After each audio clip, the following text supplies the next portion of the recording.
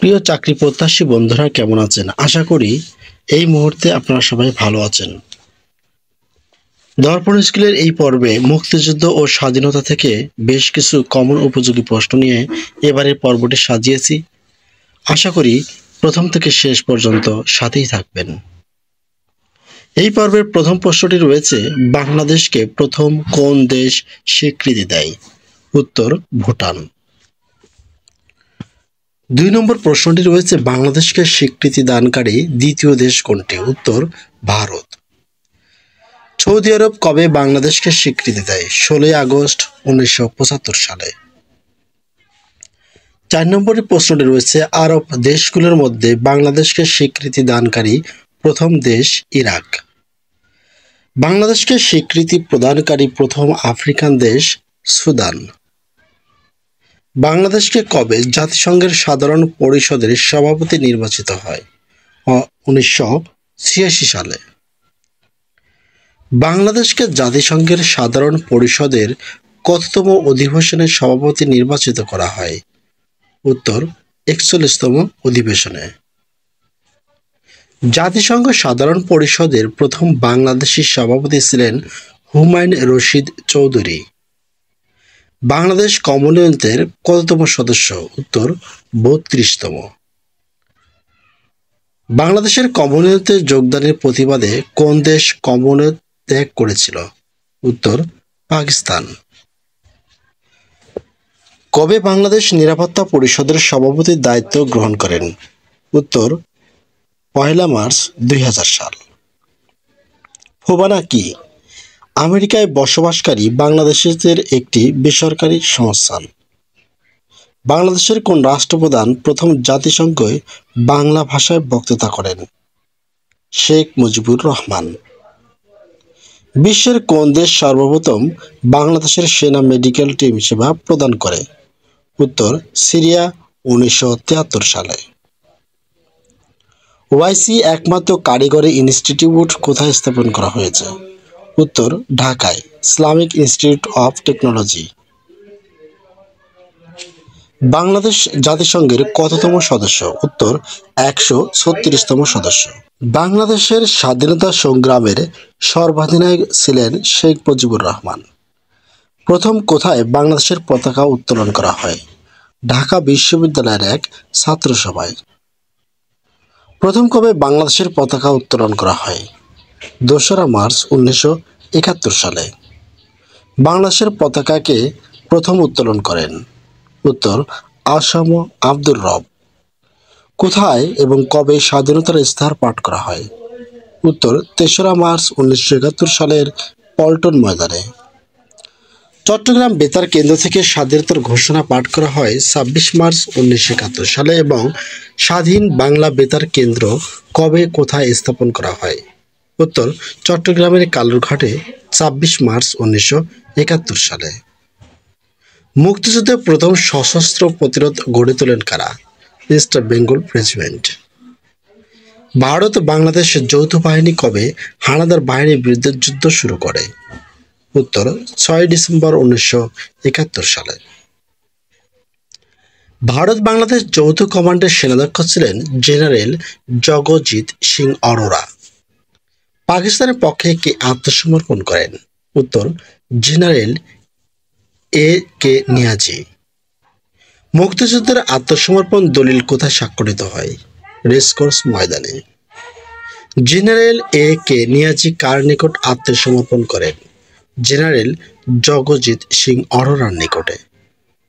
আত্মসমর্পণ অনুষ্ঠানে বাংলাদেশের পক্ষে কে নেতৃত্ব প্রদান করেছিলেন? উত্তর বিমান বাহিনীর প্রধান commodore A.K. Khandakar. General Niazi আত্মসমর্পণের সময় পাকিস্তানের সৈন্যবাহিনীর সংখ্যা ছিল প্রায় ৯৩,০০০। কোন সাহিত্যিক মুক্তিযুদ্ধে অবদানের জন্য বীর প্রতীক খেতাব লাভ করেন? উত্তর আব্দুস সাত্তার।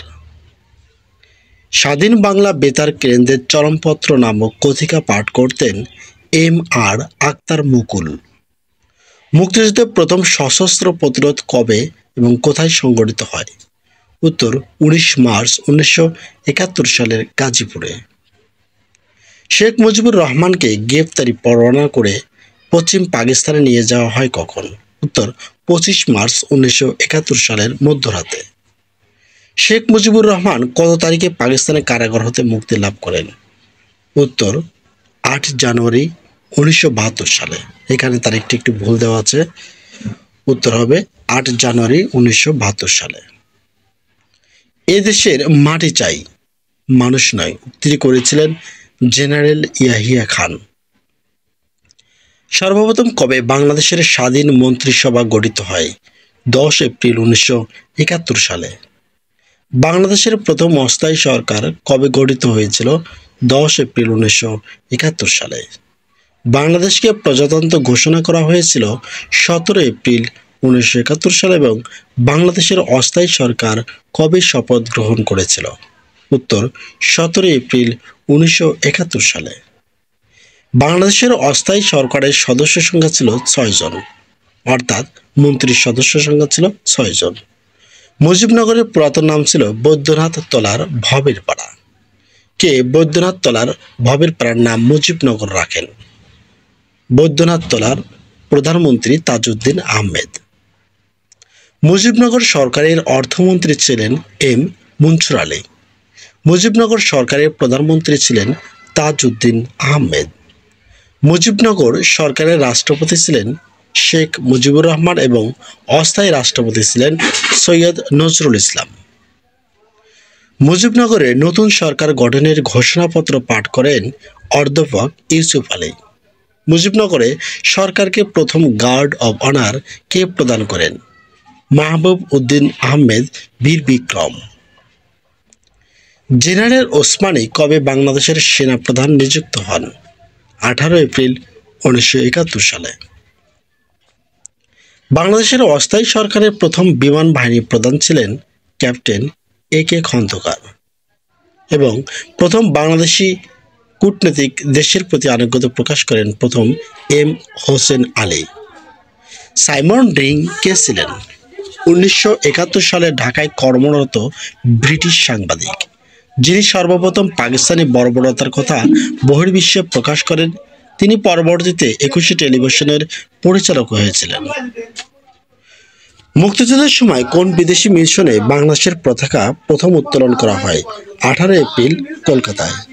মুক্তিযুদ্ধ চলাকালে সমগ্র বাংলাদেশকে কয়টি সেক্টরে ভাগ করা হয়েছিল? উত্তর 11টি।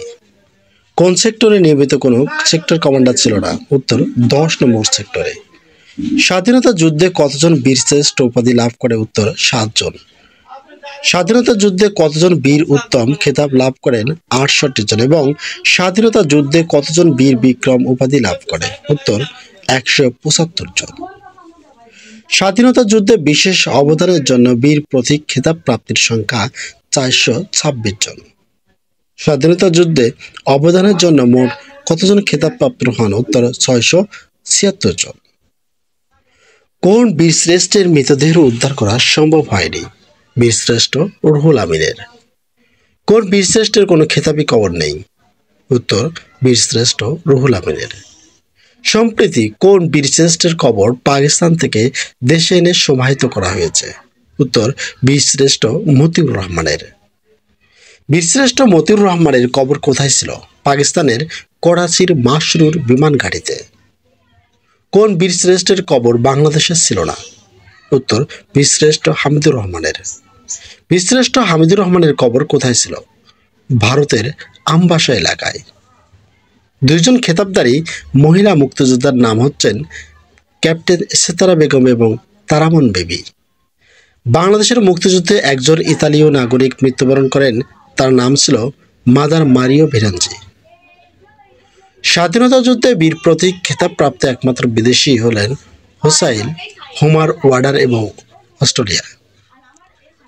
বাংলাদেশের সর্বকনিষ্ঠ খেতাবধারী মুক্তিযোদ্ধা ছিলেন শহীদুল ইসলাম লালু বীর প্রতীক। বাংলাদেশে ভারত যৌথ বাহিনী গঠন করা হয় 21 নভেম্বর 1971 সালে। বাংলাদেশের অস্থায়ী সরকারের রাজধানী ছিল মেহেরপুর জেলার মুজিবনগরে। 26 মার্চ কে স্বাধীনতা দিবস ঘোষণা করা হয় কখন? 1980 সালের। বীরশ্রেষ্ঠদের মধ্যে প্রথম মৃত্যুবরণ করেন মোস্তফা কামাল 8 এপ্রিল 1971 সালে। বীরশ্রেষ্ঠদের মধ্যে সর্বশেষে মৃত্যুবরণ করেন মহিউদ্দিন জাহাঙ্গীর 14 ডিসেম্বর 1971 সালে। একমাত্র বীর বিক্রম খেতাবধারী আদিবাসী বা উপজাতি মুক্তিযোদ্ধা ছিলেন ইউকেচিং মারমা।